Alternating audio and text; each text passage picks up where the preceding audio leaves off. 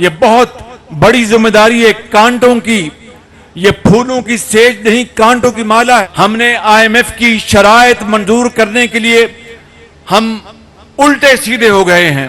नवाज शरीफ आए, अगला इंतखाब लड़ें और चौथी मर्तबा पाकिस्तान का वजीर आजम बने। मैं आपका बेहद मशकूर हूं, दिल की गहराइयों से शुक्रिया अदा करता हूं कि आपने मुझ नाचीज और मेरे साथियों को आपने मुतफक्का तौर पर आपने मुंतखब करवाया। लेकिन एक बात मैं कहना चाहता हूं कि ये पग जो आपने मेरे सर पर दोबारा पहनाई है, ये नवाज शरीफ की अमानत है। वो जिस दिन आएगा इंशाअल्लाह ये अमानत आप और मैं उनको हवाले कर देंगे। मेरे बुजुर्गों, भाइयों और नौजवान साथियों और बहनों, मैं ये कहना चाहता हूं कि मरियम नवाज शरीफ ने जब से चीफ ऑर्गेनाइजर का ओहदा संभाला, ये बेटी दिन रात मेहनत कर रही है, दिन रात बादे मुखालिफ का मुकाबला कर रही है। आज तो हुकूमत में हम हैं, एक कोalition हुकूमत, वो अल्हम्दुलिल्लाह जिस तरीके से हम सब मिलकर चला रहे हैं वो अलहदा दास्तान है।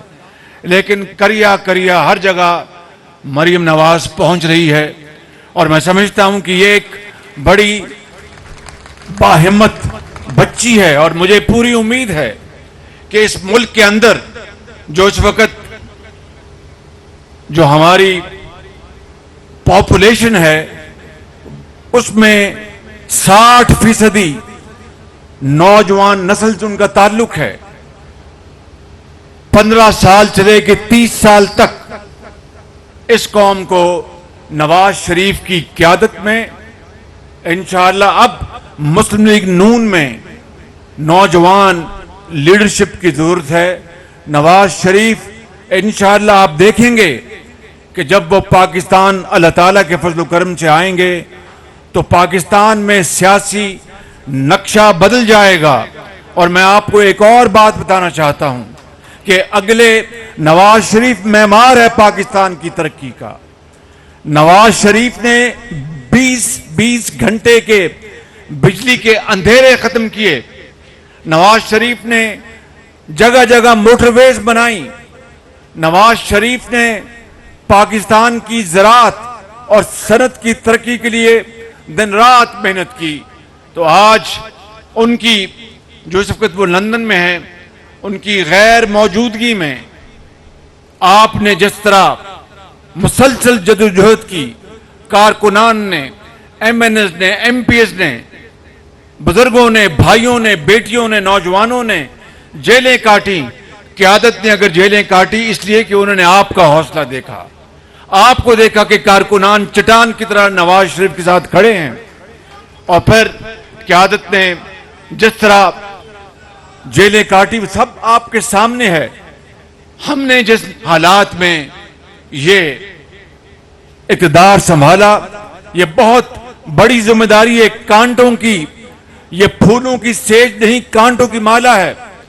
मैं कहना चाहता हूं कि इन शदीद चैलेंजेस में और मुश्किलात में जनाब इसहाक डार साहब, और ये कोई उनकी मुंह पे तारीफ नहीं, वो यहां पर मौजूद नहीं है, मेरा ख्याल चले गए, उन्होंने वो दिन रात मेहनत कर रहे हैं। मैं आपको ईमानदारी से कहता हूं, हर आदमी के अपने ख्यालात होते हैं। कोई कहेगा जनाब इसको इस तरह कर दो, इसको इस तरह कर दो, लेकिन उनकी मेहनत पर दो राय नहीं, उनकी अमानत पर दो राय नहीं। और दिन रात वो मेहनत करते हैं, रातों को जागते हैं।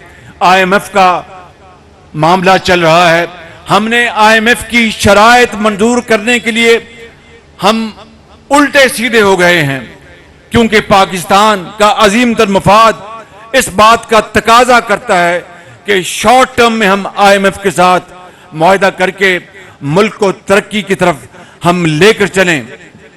मैंने, नवाज शरीफ ने, आपने, हमारी पार्टी ने अपना सियासी सरमाया झोंक दिया, सियासत नहीं की, रियासत को बचाया, खुदा की कसम।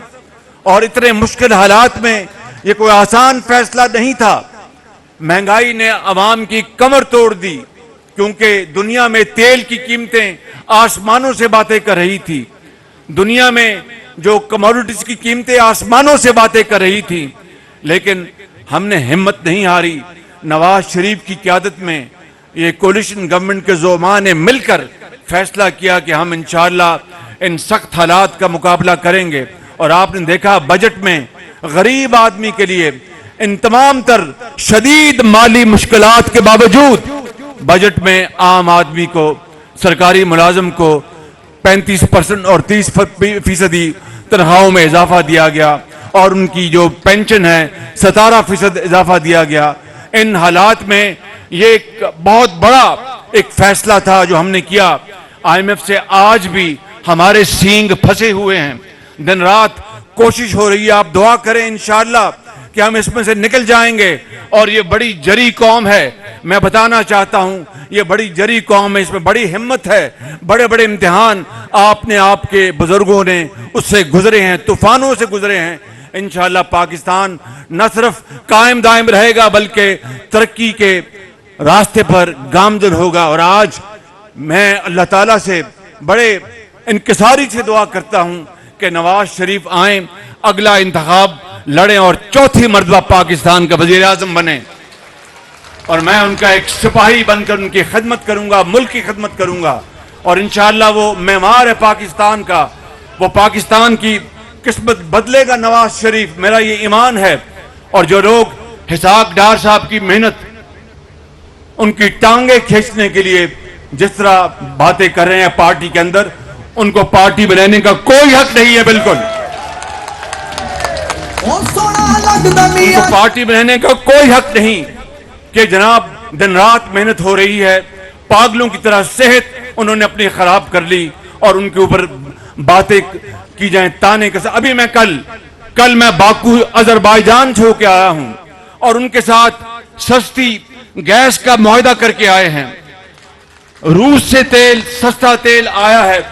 भाई रूस से तेल, मैं पूछता हूं इस झूठे इंसान से जो दिन रात साइफा और अमेरिका और इंपोर्टेड हुकूमत की गर्दान कर रहा था, हत्ता के ये जहर अवाम में, उनके दिलों में, उनके जहनों में घोल दिया कि जनाब ये इंपोर्टेड हुकूमत है।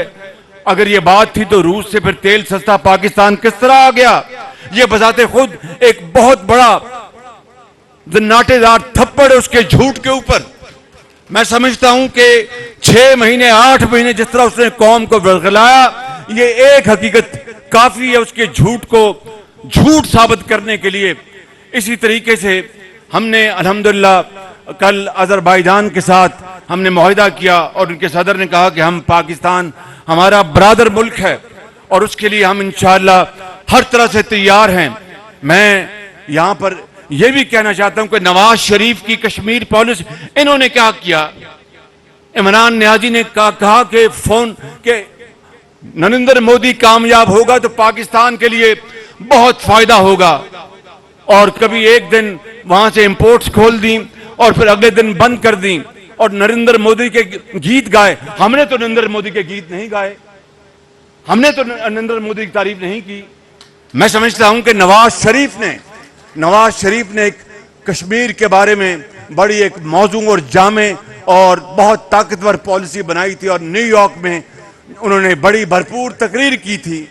मैंने भी वहां पर नवाज शरीफ के नक्शे कदम पर वहां पर जाके तकरीर की। पाकिस्तान का बच्चा बच्चा कट मर सकता है, कश्मीर के ऊपर सौदा नहीं हो सकता, ये आप अच्छी तरह जान लें।